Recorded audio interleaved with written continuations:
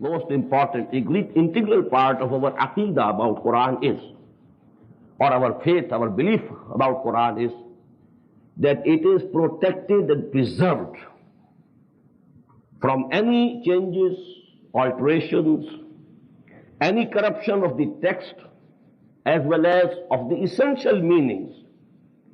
There can be difference of opinion regarding interpretation, but the essential meanings will remain the same, and especially the text will not be corrupted.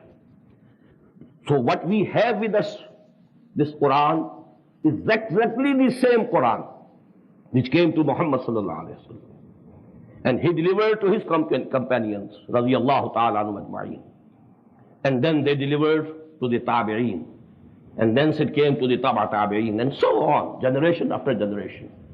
Qurra, experts in the qiraat of Quran, taking Quran from mouth to mouth. Actually, this written word and written, shape of communication, it came later. Basically, Quran is kalam, and it was conveyed through kalam, and it was propagated through kalam. But let me quote here 3 ayat, which are very important, regarding the preservation and protection of this book, which must be an integral part of our faith and iman.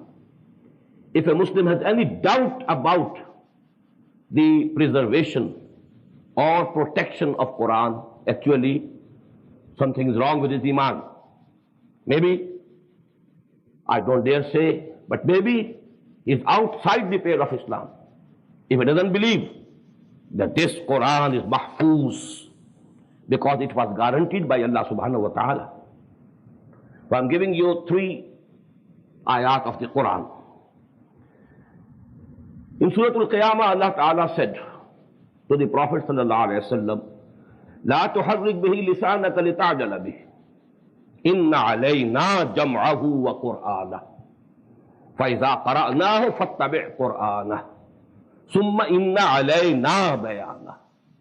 These are 4 very important ayat of Surah Al-Qiyamah. When Quran was being revealed to the Prophet sallallahu alaihi wasallam, he used to exert himself to remember it, lest he should forget any word.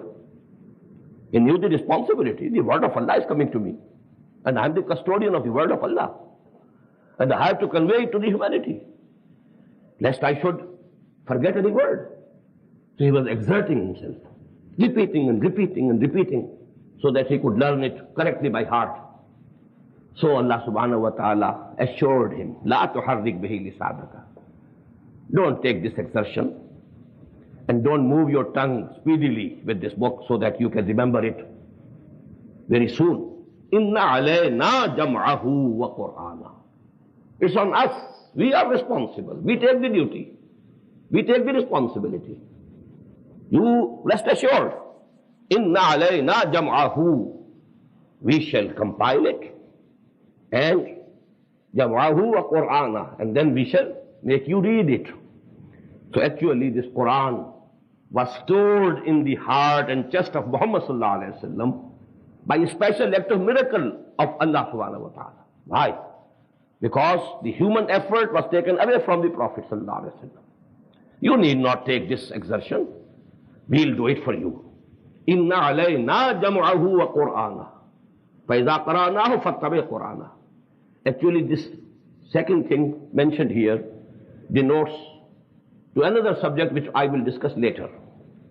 And that is the sequence, the editing and the compiling. This compiling and sequence and editing of these ayat, that is also our responsibility. We shall do it. Don't you worry about it. فَإِذَا قَرَأْنَاهُ فَاتَّبِعْ قُرْآنَهُ. And when we fix that sequence and that compilation, then you have to follow that compilation. But in these ayat, the most important word is inna alayna jam'ahu. To collect it, that's our responsibility, because in Arabic, the harf jar, the preposition ala, means a responsibility on someone. Al-Quran hujjatun laka aw alayka. Ala is the responsibility.